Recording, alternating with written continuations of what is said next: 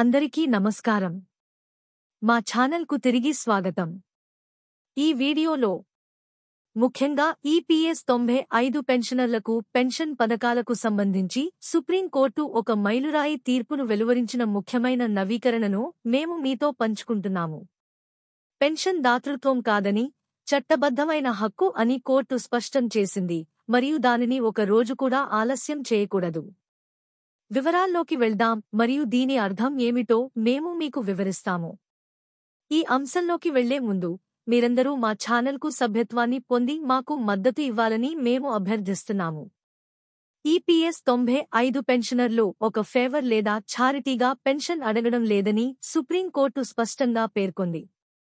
వారు తమ సర్వీస్ సమయంలో ఈపీఎఫ్ఓకి విరాళం ఇచ్చారు మరియు ఇప్పుడు వారు తమ కనీస పెన్షన్ను న్యాయబద్ధంగా డిమాండ్ చేస్తున్నారు. కోర్టు డేటాను విశ్లేషించింది మరియు పెన్షనర్లు కనీస పెన్షన్ 7,500 ప్లస్ డియర్నెస్ అలవెన్స్, బకాయిలు మరియు వైద్య ప్రయోజనాల కోసం డిమాండ్ చేయడం పూర్తిగా సమర్థనీయమని కనుగొంది. గతంలో పెన్షన్ అర్హత కోసం 15,000 జీత పరిమితి ఉండేది. ఈ పరిమితిని ఇప్పుడు తొలగించారు.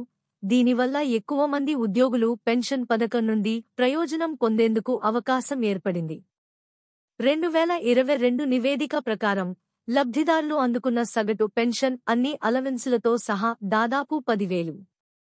సుప్రీంకోర్టు నిర్ణయం ఈ గణాంకాలను క్షుణ్ణంగా విశ్లేషించడంపై ఆధారపడి ఉంది మరియు మరింత స్పష్టత కోసం మీరు సుప్రీంకోర్టు వెబ్సైట్లోని అధికారిక చార్ట్లను తనిఖీ చేయవచ్చు. భారత కొత్త ప్రధాన న్యాయమూర్తి ప్రభుత్వం వేగంగా చర్య తీసుకోవాలని కోరారు.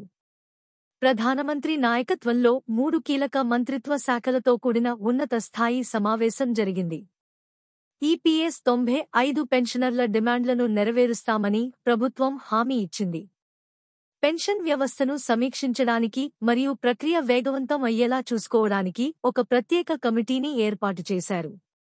ఈ కమిటీ పెన్షన్ వ్యవస్థను విశ్లేషిస్తుంది, అనుసరించాల్సిన ప్రక్రియను నిర్ణయిస్తుంది మరియు క్యాబినెట్ కోసం ప్రతిపాదనను సిద్ధం చేస్తుంది.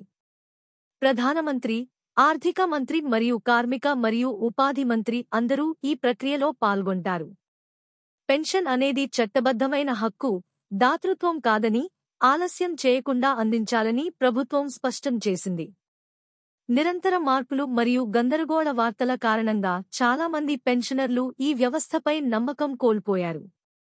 దీనిని పరిష్కరించడానికి ప్రభుత్వం అధికారిక పత్రికా ప్రకటనలు మరియు నివేదికలను విడుదల చేసింది. ప్రెస్ ఇన్ఫర్మేషన్ బ్యూరో ప్రకారం కేంద్రపాలిత ప్రాంతాలలోని వారితో సహా అర్హత కలిగిన పెన్షనర్లందరికీ పెన్షన్ వ్యవస్థను అమలు చేయడంపై ప్రభుత్వం తీవ్రంగా ఉంది. సందేశం స్పష్టంగా ఉంది. పెన్షన్ మీ చట్టబద్ధమైన హక్కు మరియు మీరు అర్హులైనది పొందేలా ప్రభుత్వం కృషి చేస్తోంది. సారాంశంలో సుప్రీంకోర్టు నిర్ణయం ఉద్యోగులు మరియు పెన్షనర్లకు పెద్ద విజయం. ప్రభుత్వం ఇప్పుడు త్వరగా చర్య తీసుకుని దాని వాగ్దానాలను నెరవేర్చాల్సిన ఒత్తిడిలో ఉంది. ఒక కమిటీ ఏర్పడింది మరియు ప్రక్రియ జరుగుతోంది. ఈ వీడియో మీకు ఉపయోగకరంగా అనిపిస్తే దిగువ వ్యాఖ్యలలో మీ అభిప్రాయాలను వినడానికి మేము ఇష్టపడతాము. పెన్షనర్లు మరియు ఉద్యోగుల అన్ని విషయాలపై తాజాగా ఉండటానికి దయచేసి మా ఛానల్ను లైక్ చేయండి, షేర్ చేయండి మరియు సబ్స్క్రైబ్ చేయండి. ఈ వీడియో చూసినందుకు ధన్యవాదాలు.